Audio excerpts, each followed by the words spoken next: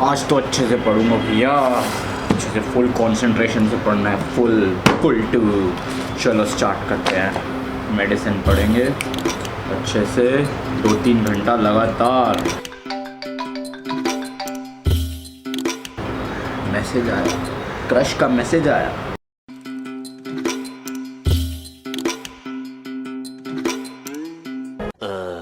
Two hours later.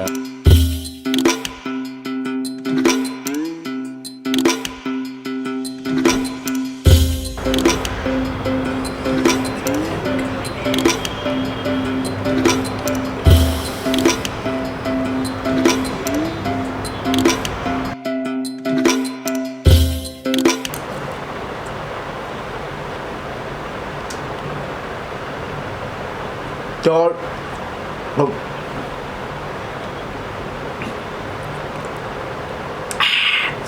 क्या हाल है दोस्तों, आपका स्वागत है चैनल काइज़ेन पे। मैं हूं क्षितिज गुगलानी और आज मैं बात करने जा रहा हूं डीप वर्क की।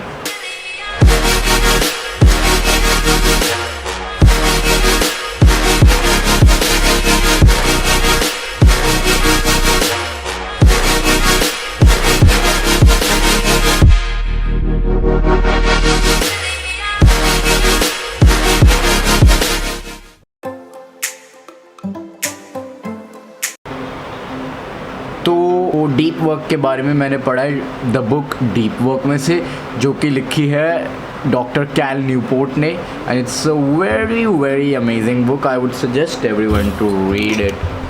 तो दोस्तों, being a medical student, deep work is really important for me because very long hours हमको पढ़ना पड़ता है। चलो आपको डीप वर्क के मैं कुछ एग्जांपल्स देता हूँ। जैसे फर्स्ट एग्जांपल, जेके रॉलिंग जब हैरी पॉटर डेथली हॉलोज का फाइनल पार्ट लिख रही थी, तो ड्यू टू डिस्ट्रैक्शन ऑफ उसके घर के बाहर बच्चे खेलते थे और नॉइसेस आती थी, तो उसको स्टॉप करने के लिए, अवॉइड करने के लिए उसने एक 5 स्टार होटल में चेक इन किया और वहाँ से पता नहीं कितने दिनों तक नहीं निकली वो।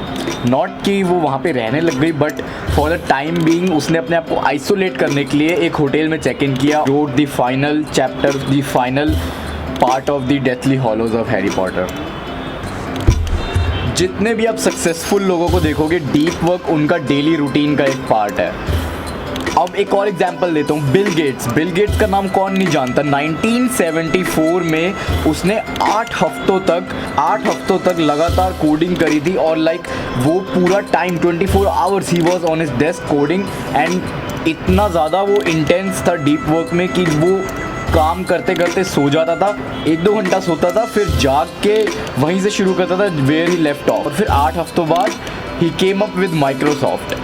इवन डॉक्टर कैल न्यूपोर्ट, जिसने ये बुक लिखी है, the author of this book deep work, he wrote this book and he has said कि डीप वर्क ने उसको कितनी चीज़ों में हेल्प किया, उसकी रिलेशनशिप्स में, उसको बुक लिखने के लिए, उसके लेक्चर्स देने के लिए यूनिवर्सिटी में, प्रोजेक्ट्स बनाने के लिए, पेपर रिसर्च में, कितनी चीज़ों में डीप वर्क ने हेल्प किया। तो ये डीप वर्क है क्या एक्चुअली में?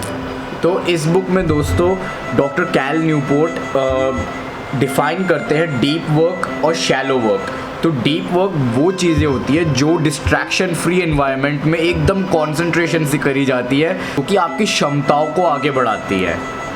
जैसे वर्किंग ऑन अ प्रोजेक्ट और स्टडिंग फॉर लॉन्ग आवर्स और क्रिएटिंग म्यूज़िक और पेंटिंग, और जिसमें पूरा फोकस हो जाता है 100%, you are zoned into it and present in that moment and doing the task at hand. Shallow work को ऐसे डिफाइन करते हैं कि वो एक्टिविटी जो एक डिस्ट्रैक्टेड स्टेट ऑफ माइंड में भी करी जा सकती है, they don't have much importance and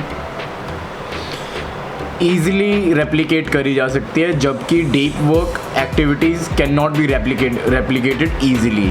दोस्तों, आजकल की दुनिया में deep work is intensely valuable और वेरी रेयर। बहुत ही कम लोग इसको कैरी आउट कर पाते हैं, जैसे कि मैं, and it's very valuable in today's time. पर क्यों है ये वैल्यूएबल? तो दोस्तों, मैं आपको 2 बेनिफिट्स बनाता हूँ, 2 मेन बेनिफिट्स बताता हूँ डीप वर्क के। First is learning hard things first is learning hard things in a short amount of time. अगर आपको कुछ बहुत ही हार्ड चीज़ जैसे एक नई लैंग्वेज या कोई नया कोर्स या कुछ नया जो आप सीखना चाहते हो, गिटार सीखना चाहते हो या whatever it is, whatever it might be for you, new skill, अगर आपको वो सीखना है तो deep work will help you do it in a very short amount of time. और सेकेंड पॉइंट है produce at an elite level. आप create करोगे वैल्यूएबल कंटेंट। मैं बताता हूँ, क्योंकि when you are in a state of deep work आपकी power of solving problems और डिसीजन मेकिंग और क्रिएटिव आइडियाज़ ऐसे उभर के बाहर आते हैं ना, और you come up with new things, you create new things from within you, within your mind is totally focused in that moment and you are like the magician who's creating things. That is exactly why deep work is so valuable. कुछ नई चीज़ create करते हो आजकल के world में which is totally connected with internet, सारे billions of people are connected. You can create a single thing which is unique and everyone is going to notice it. से जीने दे, अब खौफ नहीं है सीने में, हर रास्ते को चीरेंगे, हम कामयाबी छीनेंगे, सब कुछ मिला पसीने से, मतलब बना अब जीने में, क्यों? So to stand out from the common crowd and be something unique, you need deep work. कौन बोला? अपना टाइम आएगा, उठ जा अपनी राख से, तू उड़ जा अब तलाश में, परवाज़ देख परवाने की, आसमां भी सर उठाएगा, आएगा अपना टाइम आएगा, मेरे जैसा शाना लाला तुझे ना मिल पाएगा।